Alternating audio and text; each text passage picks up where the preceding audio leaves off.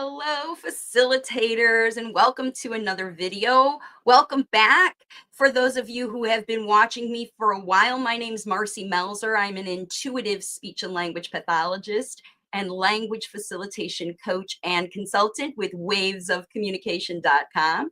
So today I'm here talking about this topic. We're going to be talking about traumatized by help. So what that means is that I have for you 5 situations, scenarios, yeah, like that parents find themselves in when they were in the middle of trying to get help and then found themselves experiencing some trauma. So now this is not to bash one or any other kind of therapy. Of course, there are all kinds of options for parents to use to do the work to help their child facilitate, that internal shift from needing to use behavior to communicate to actually use in the spoken language that everyone can understand. And that's what I'm here to help you out with. As a matter of fact, parents are the best in this job. You are the best language facilitator for your child, their first and best teacher. And I want to help you learn just how powerful your new language models can be. That's how I help parents and caregivers.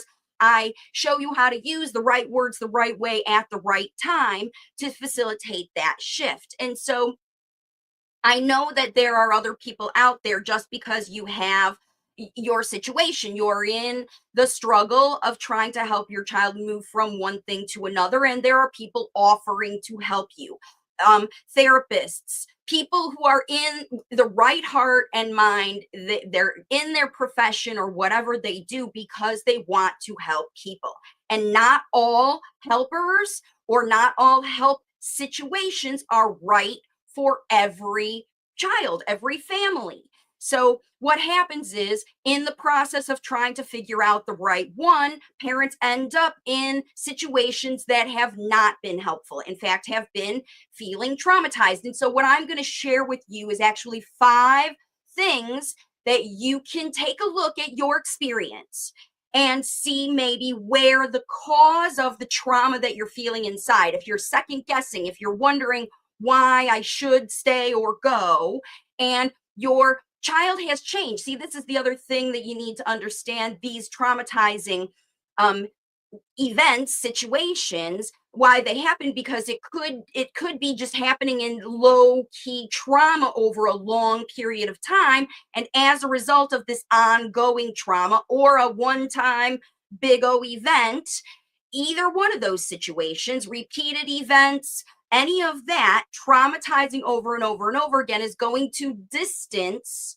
that child from engaging and wanting to learn and thrive in that environment, right? Nobody wants to go to a class or any experience where you're not feeling equipped and empowered. In fact, the opposite of that is feeling traumatized. So here are the 5 things that you can understand are traumatizing in a situation. So number 1 thing that's traumatizing is the actual intended outcome of the work is not understood and or accepted by the worker. So this happens often in the ABA world.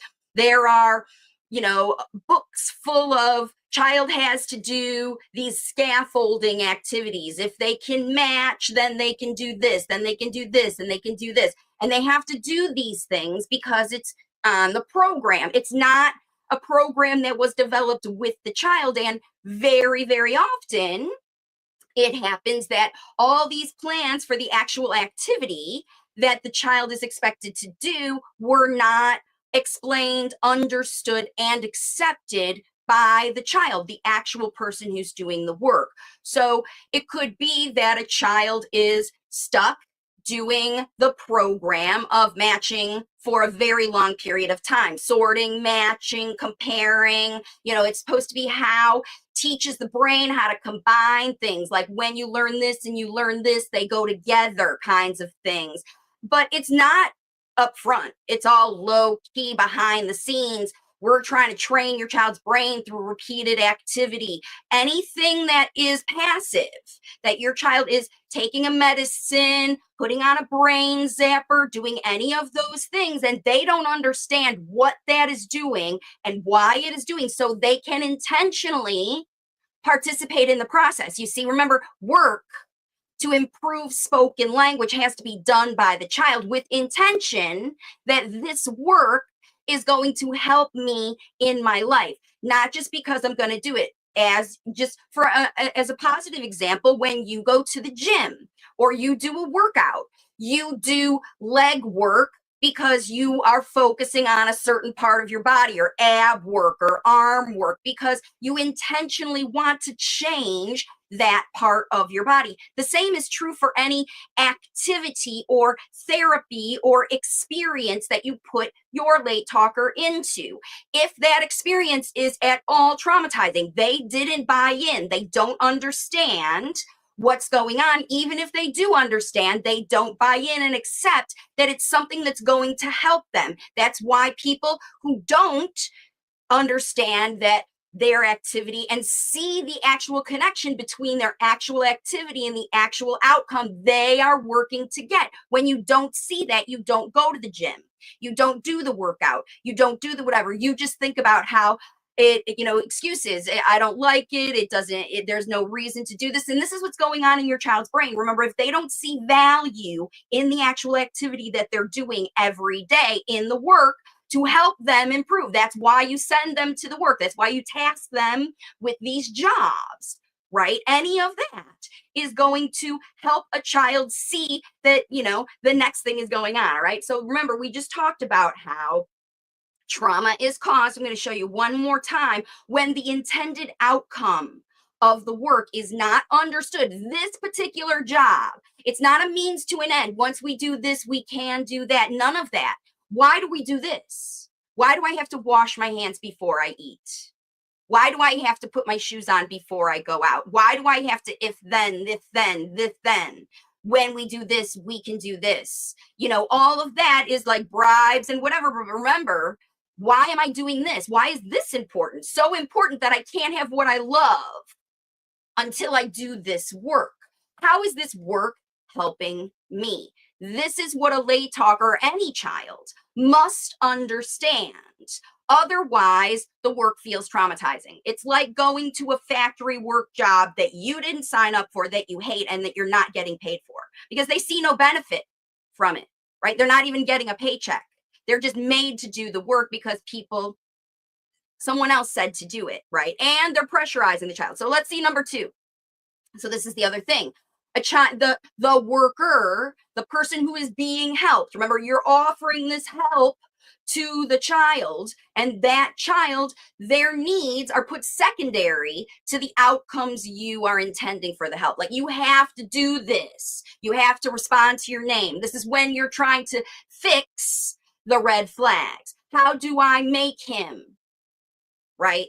Because remember, your child will do things when they are, necessary for their, especially communication, for their necessary communication, right? And if their personal needs are secondary to you making them say a word or touch a thing or whatever you're making them do, but they're uncomfortable in the situation, they're acting afraid, they're trying to escape, they don't want to do it, you have to physically take their hand and make them do it, right? Because that goal, we got to get this done, whether I have to force, make, all of that stuff. That's where trauma is happening. Yes, the teeth are getting brushed. Yes, the room is getting clean. Yes, the things are being picked up. Yes, all of that stuff is happening. But if the child is not invested, once again, in the activity that's supposed to help them, because they're uncomfortable or not regulated or bored or frustrated, or they don't buy in, any of those things, right? Any bit of discomfort, you're not going to learn. Think about if you have to go to the bathroom, even in your favorite movie, you're deciding in your brain, other people are watching it. Do I ask them to stop the movie so I can go to the bathroom so I don't miss it? Or do I just come back and ask them questions when I go, but I really have to go to the bathroom? right? So how goal achievement. I want to know the movie, but my needs aren't met, right? This is what we're talking about on a very basic level, where those kinds of experiences, like, you have a choice of how you're going to handle your bladder issue in the movie. But what if the child doesn't have a choice and they're made to do the activity even when they're in a sense of discomfort? This is traumatizing. Okay, especially if it happens repeatedly over and over and over again. So, the goal here for folks is for you to think about why these things are happening. Why? What is it about this activity that is causing those situations to happen? Okay, please like this video. That's my little reminder to make sure that more people get to see this information, because remember, you keep putting your child into situations that are traumatizing, you're going to see the effects of that. I've done videos about trauma response and all the kind of behaviors that you see when you put your child in trauma for the right reasons. Like, we're helping them. This is intended to help. This is why we gotta do it this way. All of that stuff, right? Doesn't matter about any of those things if these 5 things are present. Okay, here's number 3. The expectation for improvement are pressurized. So it's not helping the child develop their own self at their own pace. In this case, it is impatience by the facilitator, teacher, whatever, to get performance. This is performance problem. Okay. That's when there's pressurized because somebody else is invested in seeing the child make improvement. It's not about, let me help this child see what they're doing. When the outcome is pressurized, that's the problem of the facilitator. Their impatience, their lack of connection, their lack of understanding for what the child needs, like their personal journey to overcome. Because remember, we're facilitating a child to have their actual, their actual situation going on. Let me see if I can pull this off really quick. I want to pull my name. Now, all these things change. So weird. Okay. All right. So moving on, let's get into the next one. So remember, first one we've got is all of this idea about the intended outcome is not understood. Number 2 is personal needs are secondary to goal achievement. And number 3 is expectations for improvement are pressurized. All right. So now moving into number 4.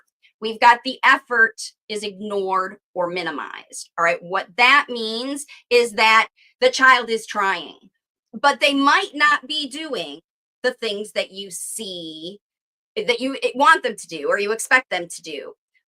Or it's not fast enough, or it's not what you prompted. So let's say you're prompting your child to use sentences. They used to say, cookie, and you gave them a cookie, and now you're trying to get them to say, I want cookie, please give me a cookie. Expand that sentence, grow those things so that it sounds more functional, right? It's not just single words. In order to be able to go to school, they have to do more than be able to communicate just their wants and needs. They have to be able to share their feelings and all of that stuff in long sentences, and you're trying to pressurize that, and you want it to happen really quick. But the problem is it's not happening very quick.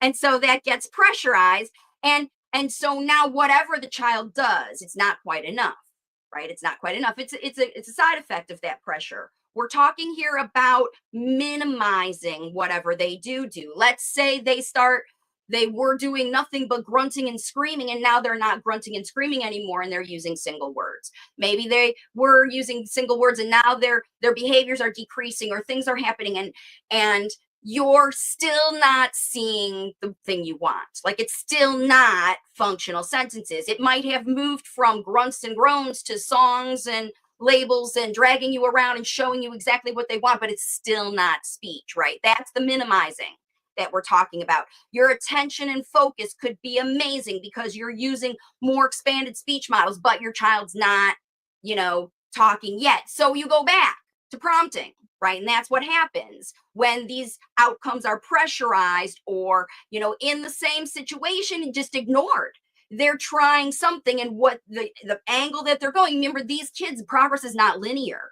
Maybe something happened that traumatized you. So one of the things that happens is this time of year, there have been a lot of graduation ceremonies, right? End of the year things where parents are going and here is the whole class of pre-K kids or in your inclusion class or whatever, and they're doing the end of the year performance, and your kid is there on the side.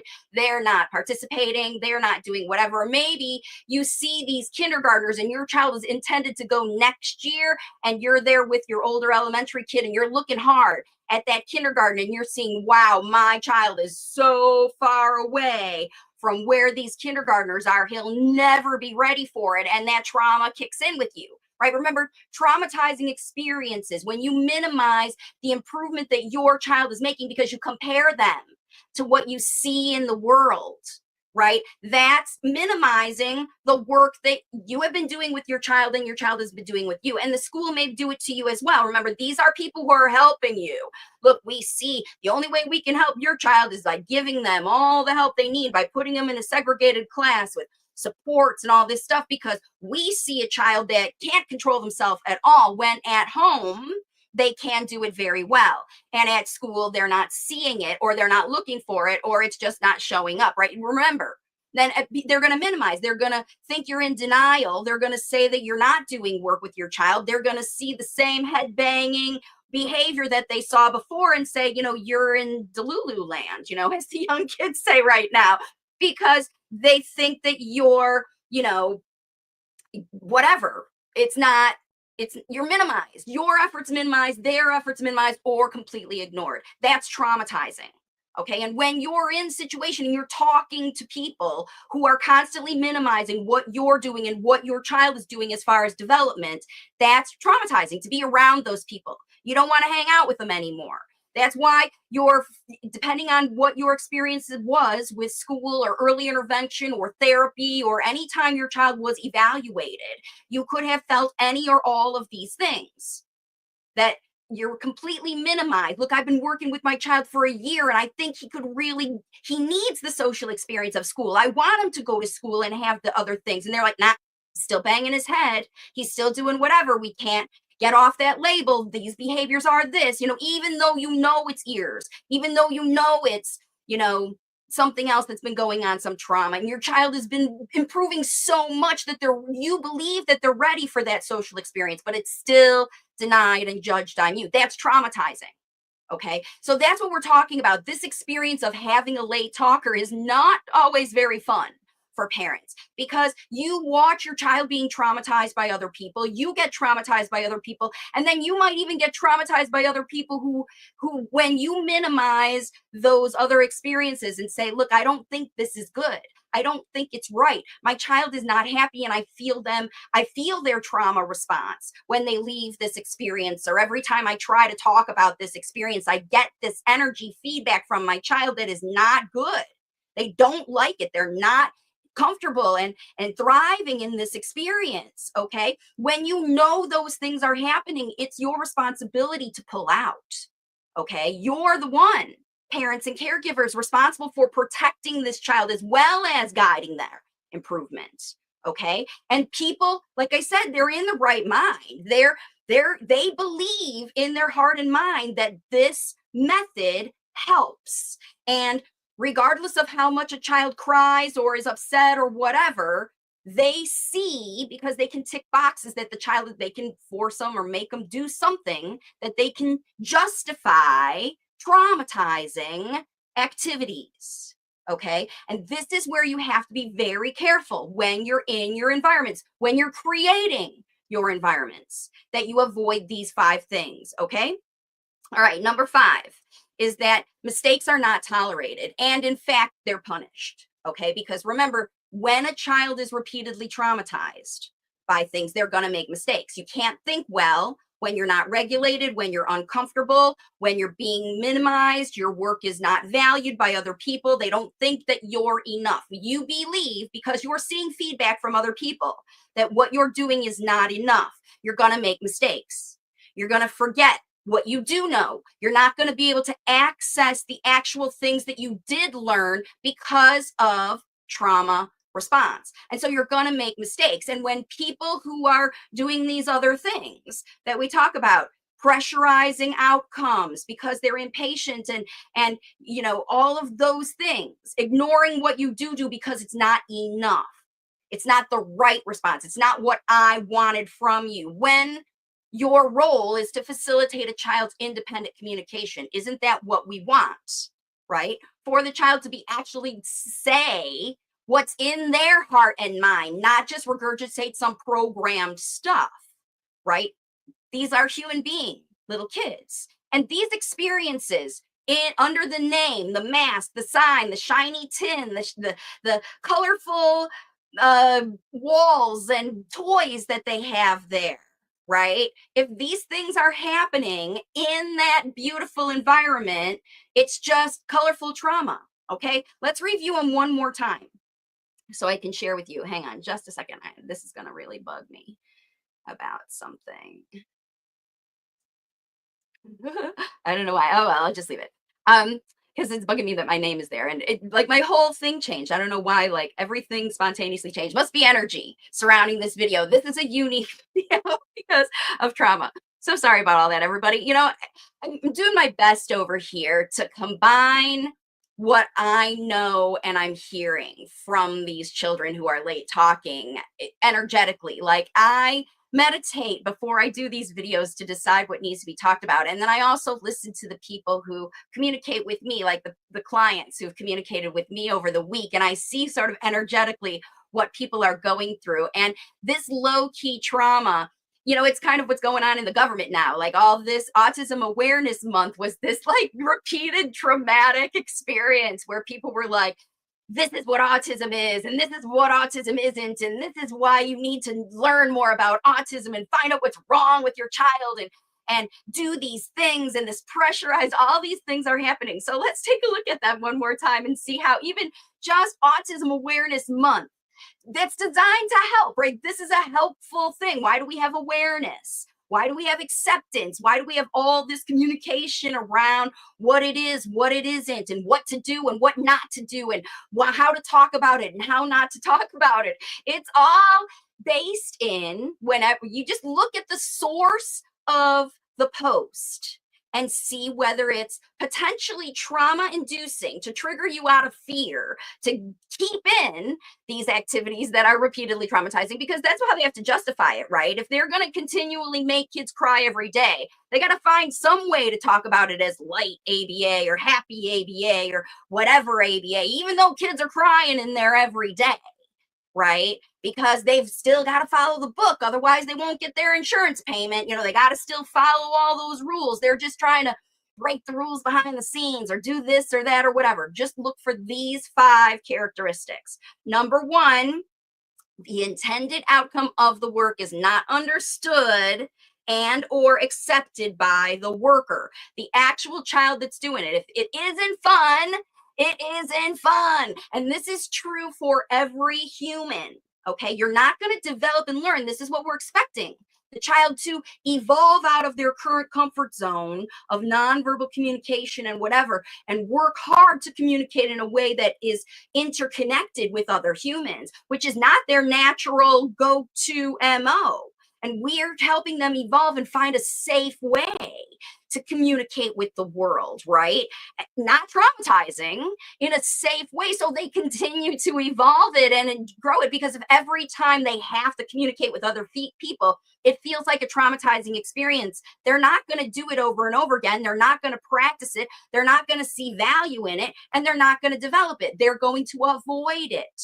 And we want these children to embrace the idea that there are people in the world that want to help them without trauma. Okay, and that's what you have to find, is people who operate the opposite of this, these trauma inducing things. Number 1, intended outcome is not understood or accepted. Number 2, personal needs are secondary to the actual goal achievement. We're pulling away what you love and keeping it away from you until you do the work. Anytime that happens, if then, you can have it after. We can't do it until, right? If whatever is happening before I get what I want is not fun, it's traumatizing. Okay? Number 3, Please like this video one more time. Number three, um, expectations for improvement are pressurized. Either on you, you got to do this, you got to come more time to therapy, you've got to do whatever based on the research, the whatever, the method, the expert, the somebody else, right?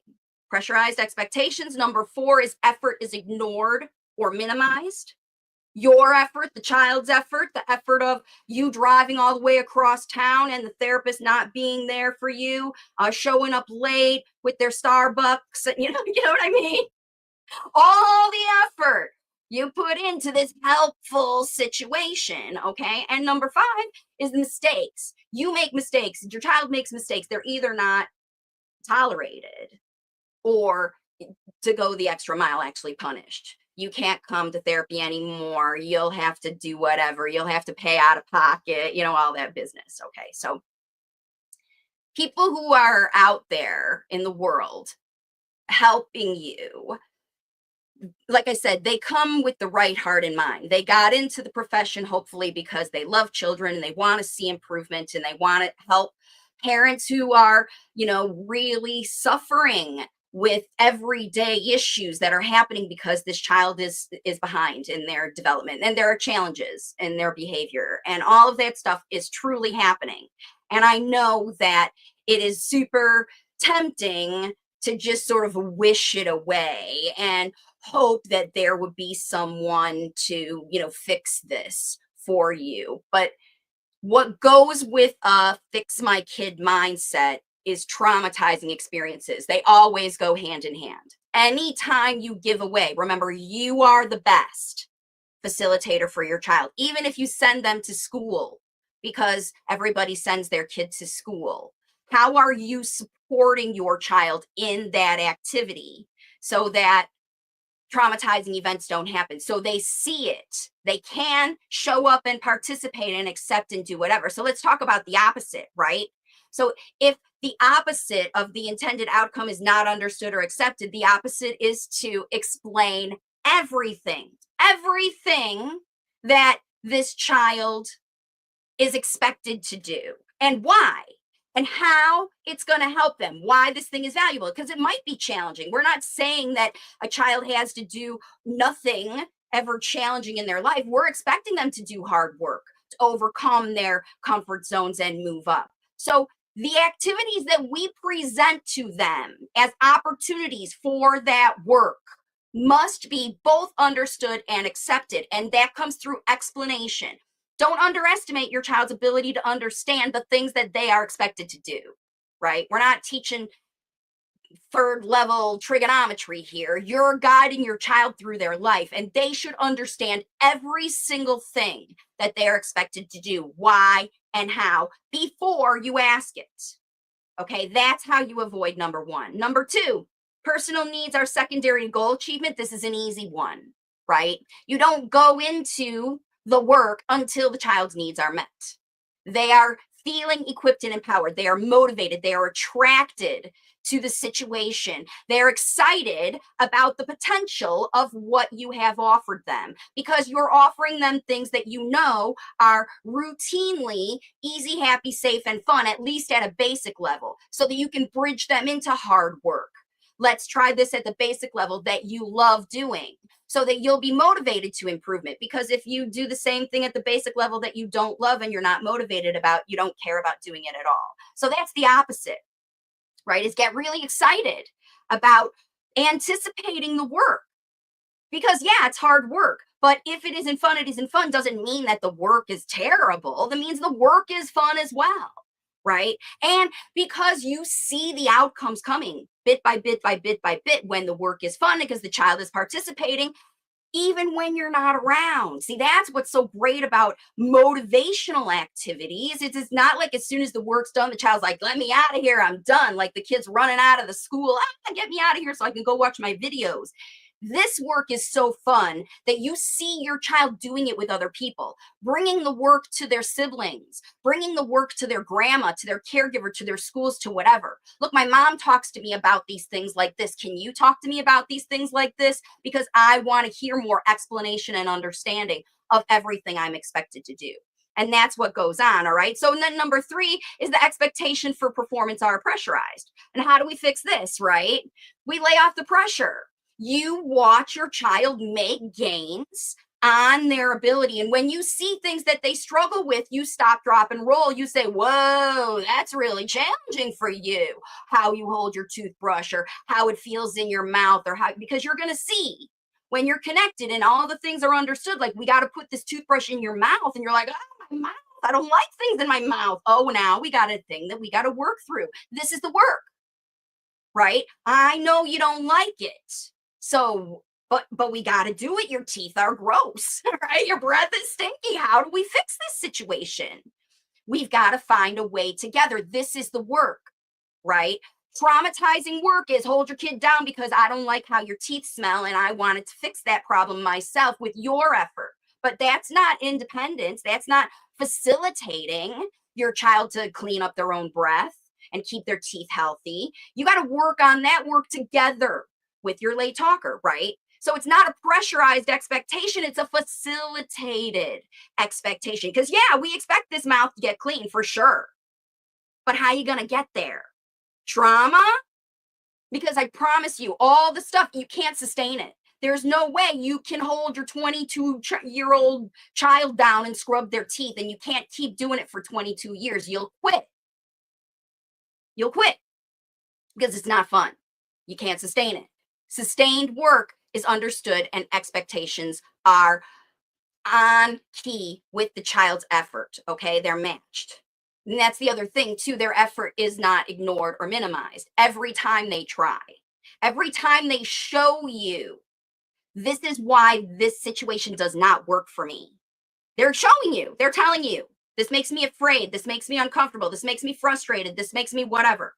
Whenever they show you, they're communicating to you, and you ignore or minimize their communication to say, this isn't the best way for me. It might be what you learned in the book or what you saw in whatever, what you're trying out of your own brain, but it doesn't work for me. And so, in a positive way, how do we know? How do you know what works? You see it. When your child is trying to do something, you give them credit for, oh, that's the way you're figuring this out. That's how you can put it in your mouth. If I go really slowly, if I use the soft toothbrush, if I put it in cold water, whatever they're doing to overcome their resistance to this situation, right? That was trauma inducing, fight or flight, freeze, fawn, right?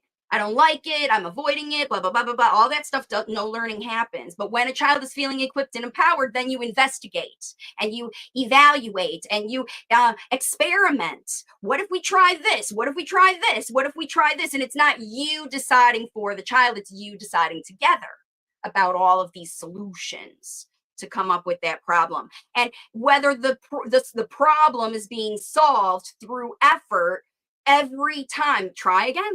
All we can do is try again, right? Okay, and then number 5, how do we turn this around? Mistakes are not tolerated or punished. This is when you yell at your child for stimming, okay?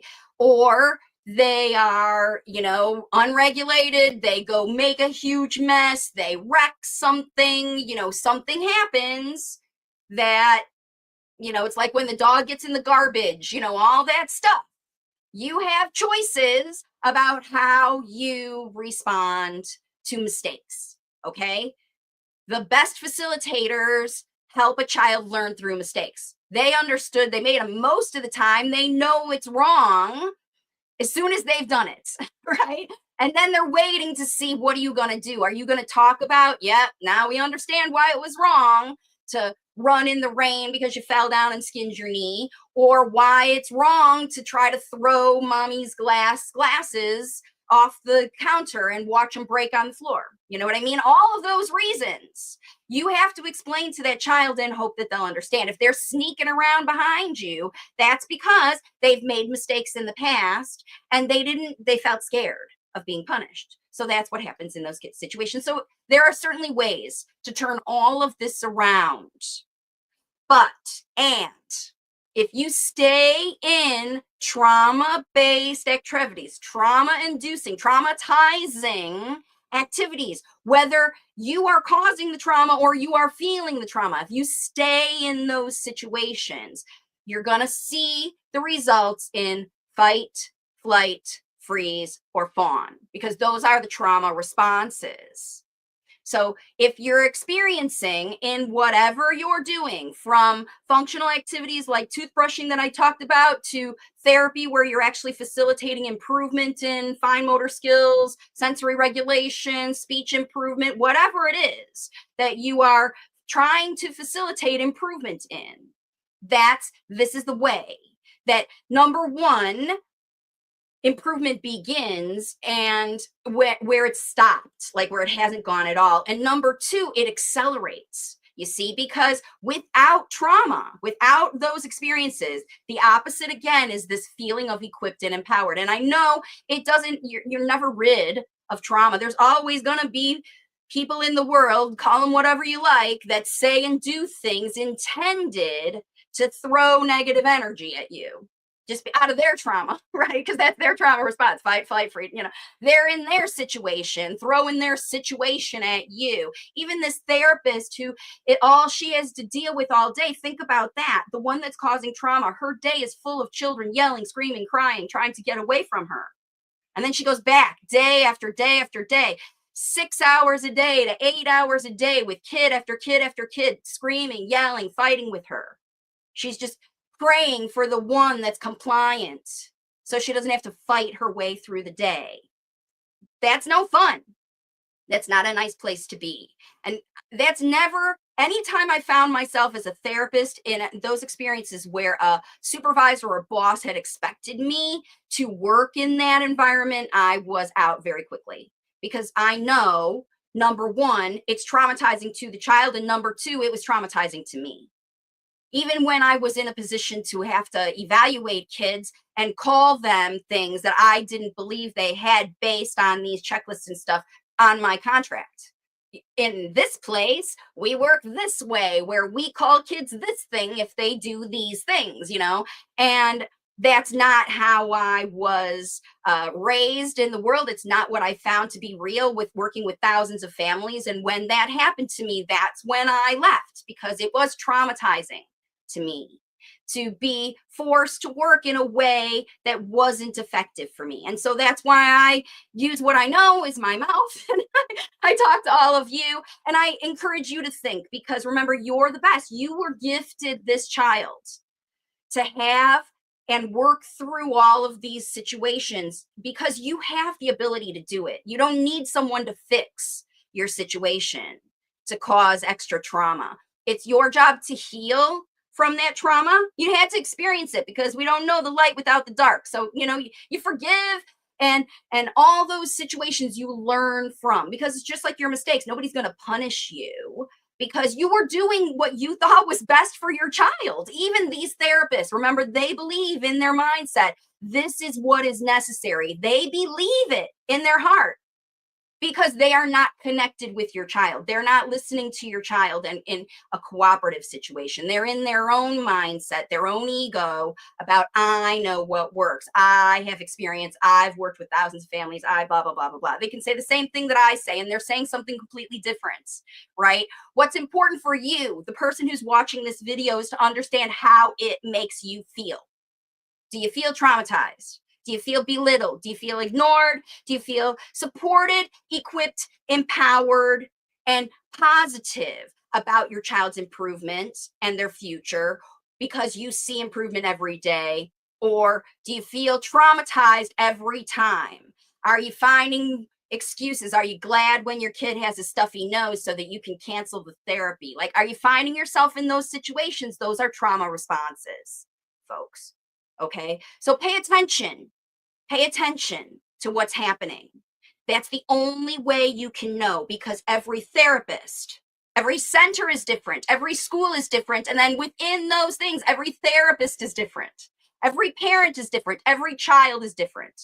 But the one child you know is the one that you gave birth to, or that you're raising right now, and that's your responsibility, is to help figure out how to keep the trauma out of the process of development. Okay. And that's what I'm going to leave you with today. Thank you so much for joining me, everybody. I really appreciate you. And once again, like this video and subscribe to my channel. I appreciate all of you for being here. And yeah, thanks again. I'll see you on the next one. Bye for now.